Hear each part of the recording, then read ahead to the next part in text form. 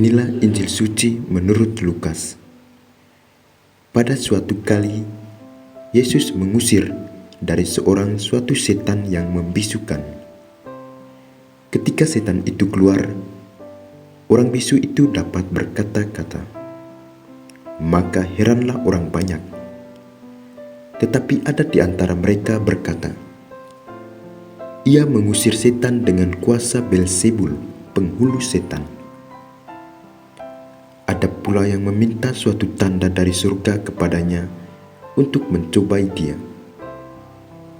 Tetapi Yesus mengetahui pikiran mereka lalu berkata, "Setiap kerajaan yang terpecah-pecah pasti binasa, dan setiap rumah tangga yang terpecah-pecah pasti runtuh.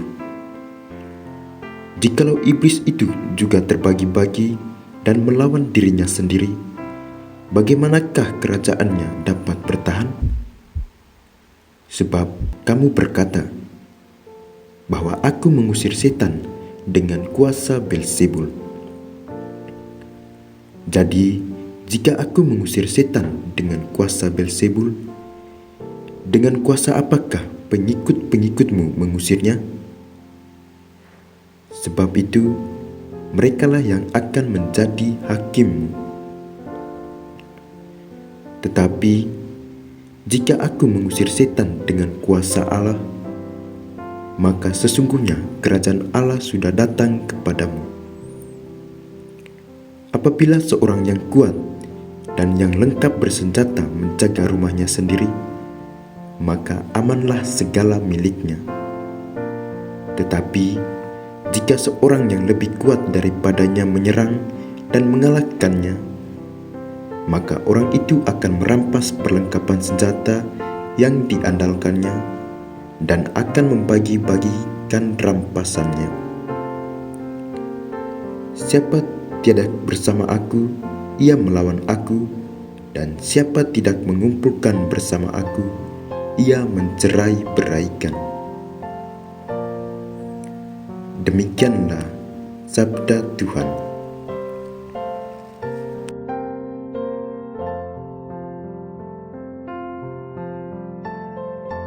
Para sahabat Veum Domini yang terkasih, selamat berjumpa kembali dalam renungan edisi 16 Maret 2023. Injil yang baru saja kita dengar berkisah tentang Yesus dan Beelzebul. Dikisahkan bahwa pada suatu kali Yesus menyembuhkan seorang yang bisu karena kerasukan setan. Dan pada saat itu Yesus hadir untuk menyembuhkan dia. Tetapi pada saat yang sama, ada juga orang yang menyaksikan tentang kejadian ini.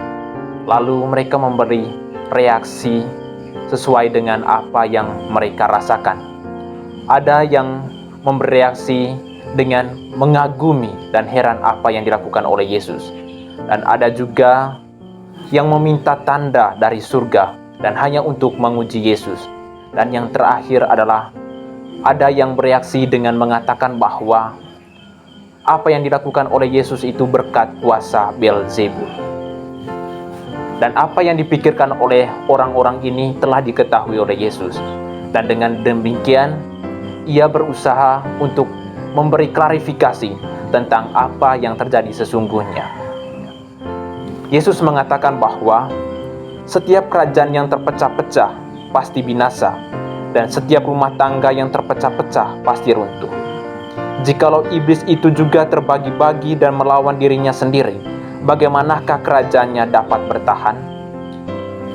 Para sahabat Veum Domini yang terkasih, bukan lagi sebuah masalah baru bahwa ketika sebuah organisasi atau kelompok di antara anggota-anggota atau antara anggota dengan pemimpinnya merasa terpecah-pecah atau terbagi-bagi, tidak ada persatuan di antara mereka, besar kemungkinan bahwa kelompok atau organisasi tersebut pasti akan bubar atau bisa dikatakan akan menjadi hancur.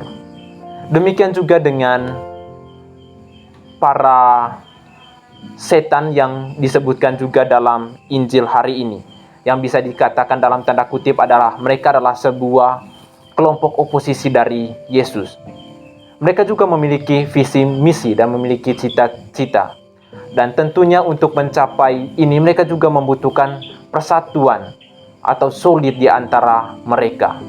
Sehingga menjadi tidak sangat relevan apa yang dikatakan oleh orang-orang yang menyaksikan mujizat yang dilakukan Yesus dengan mengatakan bahwa apa yang dilakukan oleh Yesus itu berkat kuasa Beelzebul.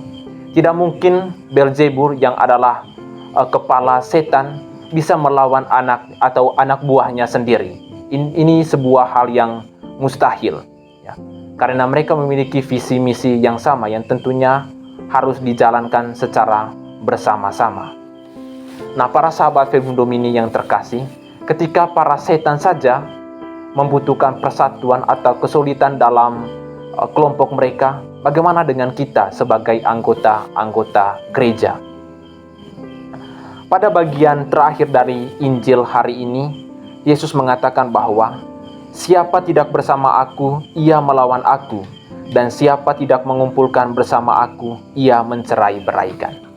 Ini adalah sebuah pesan dari kepala gereja, yaitu Yesus Kristus. Ini tentunya sebuah ajakan bagi kita sebagai anggota untuk bersatu dengannya, agar apa yang dicita-citakan oleh gereja, oleh kita semua itu bisa tercapai. Persatuan ini tentunya dalam berupa ekaristi, doa-doa atau berupa devosi-devosi lain yang kita lakukan setiap hari. Dengan tujuan pada akhirnya adalah kita juga sesama anggota itu bisa solid, sehingga kita bisa mewartakan atau bisa melaksanakan apa yang menjadi cita-cita atau visi misi kita dalam gereja. Dan salah satu ciri khas dari kesatuan atau kekompakan kita dalam gereja itu ketika kita bisa berempati dengan sesama anggota gereja. Ini juga adalah dasar bagi kita supaya apa yang dicita-citakan bersama itu terwujud. Karena itu para sahabat Verbum Domini yang terkasih, mari dalam masa Prapaskah ini kita diajak untuk bersatu dengan Sang Kepala dan juga sesama anggota gereja, sehingga pada akhirnya apa yang dicita-citakan, apa yang diinginkan bersama sebagai satu tubuh itu dapat berjalan dengan baik. Semoga Tuhan membantu kita.